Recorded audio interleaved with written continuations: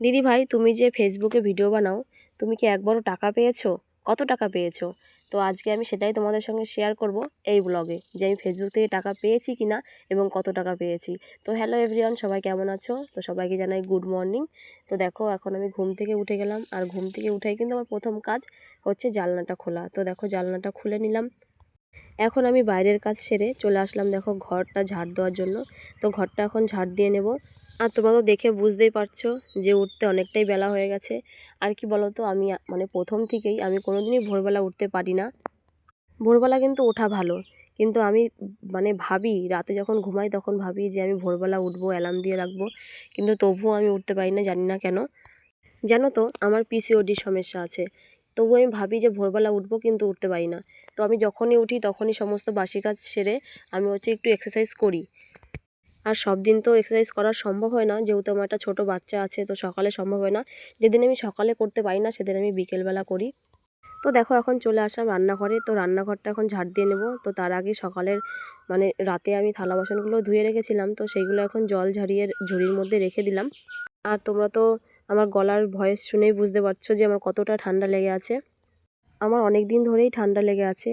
তো যেহেতু আমি হোমিওপ্যাথিক ওষুধ খাচ্ছি, তার কারণে কিন্তু আমি এখন এলোপ্যাথিক মানে ঠান্ডার ওষুধটা আনতে পারছি না। তো যার কারণে অনেক দিন ধরে ঠান্ডা লেগে আছে।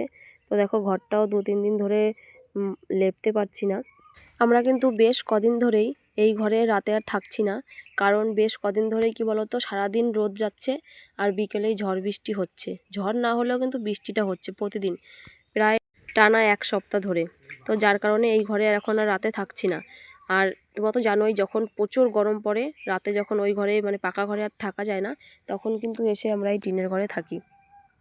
তো দেখো, আমার এখন সমস্ত কাজ করা হয়ে গেছে। এখন হচ্ছে একটু গরম জল করে নেব। তো গরম জল করে তার আগেই কিন্তু আমি রসুনটা থেতো করে রেখে দিয়েছি। তো এখন আর কি রসুন খাবো, আর সাথে গরম জল খাবো।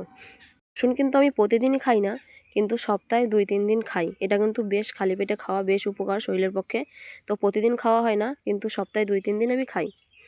আর খাওয়ার আগে অবশ্যই থেতো করে 10 মিনিট রেখে দিতে হবে, তারপরে খেতে হবে।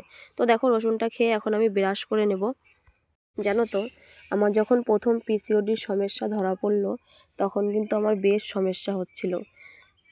এত বড় বড় ট্যাবলেট খেয়েছি না, সারা দিন আমি মাথা যন্ত্রণায় না শুয়ে থাকতাম। মাথা মনে হচ্ছে উঁচু করতে পারতাম না, কারণ হচ্ছে ওই ওষুধগুলোর এত পাওয়ার ছিল। কিন্তু এখন আমি হোমিওপ্যাথিক ওষুধ খেয়ে অনেকটা ভালো আছি। আর এখন আমার কোনো মানে অনেকটাই সমস্যা থেকে মুক্তি পেয়েছি আমি। তোমাদের যদি কারো পিসিওডির সমস্যা হয়ে থাকে, তোমরা কিন্তু এলোপ্যাথিক না খেয়ে হোমিওপ্যাথিক খেতে পারো। তাহলে দেখবে ওটা বেশ কিন্তু তাড়াতাড়ি কমে যাবে। কারণ এখন কিন্তু এই পিসিওডির সমস্যা সব ঘরে ঘরে মেয়েদের মেয়েদের আর কি 100 ভাগের মধ্যে 90 ভাগ মেয়েদেরই কিন্তু এই সমস্যা হচ্ছে। তো আমি তো অনেক দিন ভুগেছি, তাই এখন হোমিওপ্যাথিক ওষুধ খেয়ে বেশ ভালো আছি। অনেকটাই আমার আর কি সেরে গেছে। দেখো, বিছনা গোটানো আমার হয়ে গেছে। তো এখন হচ্ছে ছেলেকে ছাতু গলিয়ে দেব। আর ও না গাছ থেকে 2টো লেবু ছিঁড়ে নিয়ে এসছে। তো আমাদের গাছে মানে আমাদের বাড়িতে যেহেতু লেবু গাছ আছে, তো এখনও লেবুগুলো বড় হয়নি। তো ছোট ছোট লেবু ছিঁড়ে এনেছে। তাই ওকে আমি আর কি বলছিলাম যে লেবুতে তো এখনও রস হয়নি, তুই কেন ছিঁড়ে আনলি। আমার ছেলে আবার ছাতু দিলে কি বলতো, সাথে হচ্ছে ওই লেবু না দিলে খেতে চায় না। তো যার কারণে নিজেই গাছ থেকে ছিঁড়ে এনেছে। তো যাই হোক, ওই লেবুটাই আর কি কেটে দিলাম। তো দেখলাম মোটামুটি হালকা আর কি রস হয়েছে, তো সেটাই আর কি দিলাম ছাতুর মধ্যে। এখন হচ্ছে আমি বাসি নাইটিটা পাল্টে নেব। চলো এবার তোমাদের সঙ্গে শেয়ার করা যাক যে আমি ফেসবুক থেকে টাকা পেয়েছি কিনা। তো বন্ধুরা, আমি এখনও ফেসবুক থেকে কোনো টাকা পাইনি, কিন্তু আমি খুব তাড়াতাড়ি পেয়ে যাব। যবে আমি টাকা পাবো তোমাদের সাথে অবশ্যই আমি শেয়ার করব। আর টাকা পেতে কিন্তু আর বেশি দেরি নেই, অবশ্যই আমি পাবো। আর তোমরা তো অনেকেই জানো যে আমি সেরকমভাবে ব্লগ ভিডিও বানাই না, আমি মিউজিক ভিডিওই বানাই।